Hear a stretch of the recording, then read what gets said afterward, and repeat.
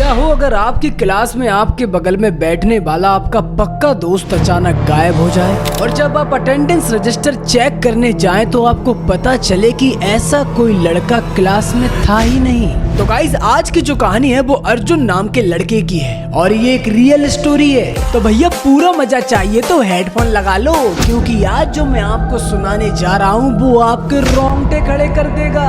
लेकिन गाइस अगर अभी तक आपने वीडियो को लाइक नहीं किया है तो लाइक कर दो और नए आए हो तो सब्सक्राइब तो कर ही लो। तो ये जो स्टोरी है वो दिल्ली की है और ये 2024 की बात है और मैं आपको नाम बता ही चुका हूँ कि ये कहानी जो है वो अर्जुन नाम के लड़के की है। एक ऐसा इंटेलिजेंट बच्चा जिसका सारा स्कूल तारीफ करता था, जो क्लास की सबसे आगे वाली बेंच पर बैठता था। लेकिन अर्जुन को भी नहीं पता था कि उसकी जिंदगी में एक ऐसा अंधेरा आने वाला था जो उसकी पूरी जिंदगी बदलने वाला था। जुलाई का महीना चल रहा था और क्लास में एक नए बच्चे की एंट्री होती है जिसका नाम होता है जुनेद। तो क्लास की जो टीचर होती हैं वो जुनेद को पूरी क्लास में इंट्रोड्यूस कराती हैं कि जुनेद के जो पिताजी हैं उनका दिल्ली में किसी बड़ी केंद्रीय सरकारी शाखा में ट्रांसफर हुआ है, इसलिए जुनेद अब से हमारे साथ ही पढ़ेगा।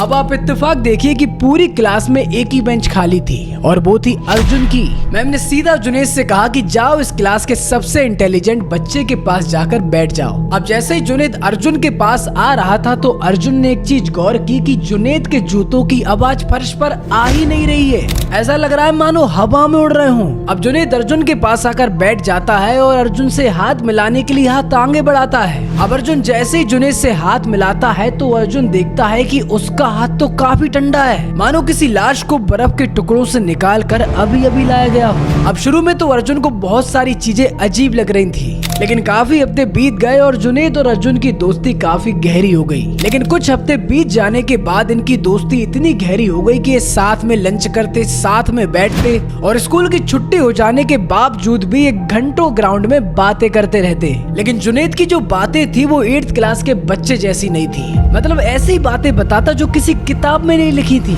अब एक बार की बात है जब दिल्ली में बहुत जोर से गर्मी पड़ रही थी, पूरी क्लास में जो बच्चे थे वो पसीने से तरबेतर हो रहे थे, लेकिन अर्जुन ने नोटिस किया कि जुनेद के चेहरे पर पसीने की एक बूंद भी नहीं है। और सबसे बड़ी बात, जब भी अर्जुन का हाथ गलती से जुनेद से टच हो जाता तो उसे बर्फ जैसा एहसास होता। अर्जुन को कभी कभी बहुत गहरा शक होता कि यार कोई इंसान इतना ठंडा कैसे हो सकता है और जुनेद कभी अपनी आंखें क्यों नहीं झपकाता। लेकिन जुनेद हमेशा प्यार से बात करता था और अर्जुन की हमेशा पढ़ाई में मदद करता था, इसलिए अर्जुन अपने दिमाग के शक को किसी कोने में दबा देता था। वो सोचता था कि जुनेद का कोई मेडिकल इशू होगा। अब गाइस मैं आपसे कुछ शेयर करना चाहता हूँ। अक्सर हमारी दादी नानी कहती थी कि अकेले किसी पेड़ के पास मत जाना, किसी अजनबी से घुलना मिलना मत। लेकिन आपको पता है कि ऐसा क्यों कहती हैं?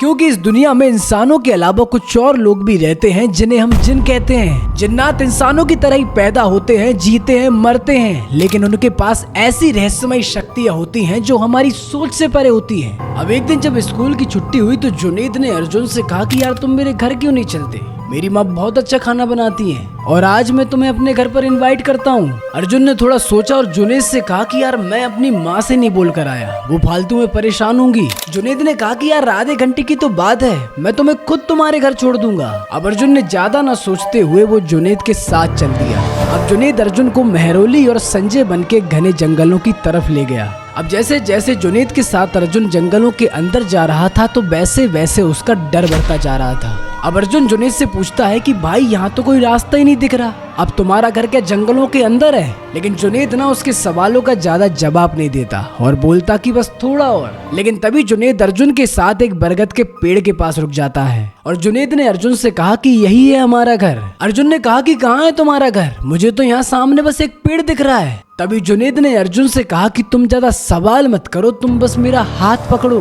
अब अर्जुन ने जैसे ही जुनेद का हाथ पकड़ा तो जुनेद उसे बरगद के पेड़ के अंदर ले गया। अर्जुन को मानो ऐसा लगा कि वो किसी कुएं की अंधी गहराई में गिर गया हो। लेकिन हैरानी की बात यह थी कि अर्जुन ने बस 3-4 कदम ही रखे थे कि जुनेद बोलता है कि लो भाई आ गया हमारा घर। और अर्जुन ने जो देखा उसे देखकर अर्जुन की आंखें फटी की फटी रह गई, क्योंकि वो किसी जंगल में नहीं था, वो अपने सामने एक आलीशान घर को देख रहा था जो पेड़ के अंदर डर था, लेकिन अर्जुन की अंदर ही अंदर फट रही थी और उसे समझ आ रहा था कि वो एक गलत जगह पे आ गया है। तभी अर्जुन की और फट जाती है जब वो दो और सायों को आते देखता है, और वो दो और साए कोई और नहीं, वो जुनैद के अम्मी और अब्बू थे। अब अर्जुन को समझ तो आ गया था कि वो जिस जगह पर है ना तो वो जगह सही है और ना वहाँ के लोग सही हैं। वो घबराकर जुनैद से कहता है कि भाई जुनैद, मैं बाद में खाना खा लूंगा, मुझे अभी यहाँ से जाना है, मेरी माँ मेरा इंतजार कर रही होंगी। तभी जुनैद कहता है कि नहीं भाई, तुम हमारे मेहमान हो और तुम्हें हमारी अम्मी का खाना खाकर ही जाना पड़ेगा। लेकिन अर्जुन ने जुनैद की बातों को अनदेखा कर दिया और वो वहाँ से भागने की कोशिश करने लगा।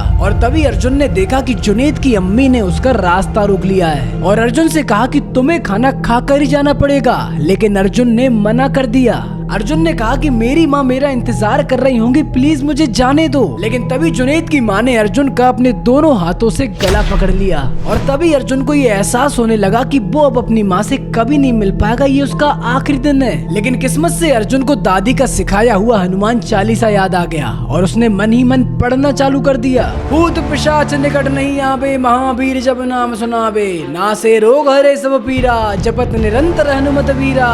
अब अर्जुन ने जैसे ही हनुमान चालीसा पढ़ना चालू करा तो एक जोरदार धमाका हुआ और अर्जुन जोर से चिल्लाया। और अर्जुन ने जैसे ही अपनी आंखें खोली तो उसने देखा कि वो अपने घर पर बिस्तर पर पड़ा हुआ है और उसने सोचा कि भाई ये तो बस एक सपना था, लेकिन असली ट्विस्ट तो अब आने वाला था। लेकिन तभी अर्जुन की माँ अंदर आती हैं और अर्जुन से कहती हैं कि अर्जुन क्या हुआ, कोई बुरा सपना था क्या? लेकिन अर्जुन कुछ नहीं बोलता। लेकिन तभी अर्जुन की माँ की नजर अर्जुन के गले पर जाती है और वो अर्जुन से कहती है कि बेटा ये गले पर निशान कैसा है? अर्जुन घबराकर कांच के पास जाता है और देखता है कि उसकी गर्दन पर 5 काले उंगलियों के निशान बने हुए हैं। वो समझ जाता है कि ये कोई सपना नहीं था, ये तो हकीकत थी। अब अर्जुन पूरी तरह से डर गया था तो उसने रोते हुए अपनी माँ को पूरी बात बता दी। अब अर्जुन की माँ को अर्जुन की बातों पर विश्वास नहीं हो रहा था, लेकिन वो अर्जुन के गले पर निशान को भी अनदेखा नहीं कर पा रही थी। अब अर्जुन तुरंत अपने पेरेंट्स के साथ स्कूल पहुंचा और उन्होंने सारी बात प्रिंसिपल को बताई। प्रिंसिपल ने तुरंत जुनैद के पेरेंट्स का नंबर निकाला और उन्हें कॉल किया, लेकिन कॉल नहीं लगा। तो अर्जुन के पेरेंट्स ने पुलिस को इन्फॉर्म कर दिया। अब पुलिस ने अर्जुन की पूरी बात सुनी और कहा कि अगर तुम्हारी बात सच है तो तुम हमें उस जगह पर ले चलो। और जब अर्जुन उस जगह पर पुलिस को ले गया जहाँ पर उसे जुनैद लेकर गया था, उस बरगद के पेड़ के पास, तो अर्जुन के भी होश उड़ जाते हैं, क्योंकि जिस बरगद के पेड़ के अंदर जुनैद उसको लेकर गया था अब वो बरगद का पेड़ वहाँ पर था ही नहीं। इसलिए पुलिस को बताई हुई अर्जुन की बातें पुलिस ने झूठी साबित कर दी और उन्होंने अर्जुन के पेरेंट्स से कहा कि शायद अर्जुन पढ़ाई के चलते मानसिक तनाव में है, इसलिए इसे आराम की जरूरत है। लेकिन गाइस, सोचने वाली बात ये थी कि अगर अर्जुन की ये मन गढ़ंत कहानी थी तो उस दिन के बाद जुनैद स्कूल क्यों नहीं आया और उसकी फैमिली रातों रात कहाँ गायब हो गई? वैसे गाइस, आपको क्या लगता है कि जुनैद भूत था या जिन? आपको जो भी लगता हो ना, आप कमेंट में बता दो। लेकिन गाइस, आपको एक बात पता है कि अभी तक आपने लाइक नहीं किया है, कर दो यार, घर की बात है। और ऐसी वीडियो देखने के लिए सब्सक्राइब भी कर ही दो।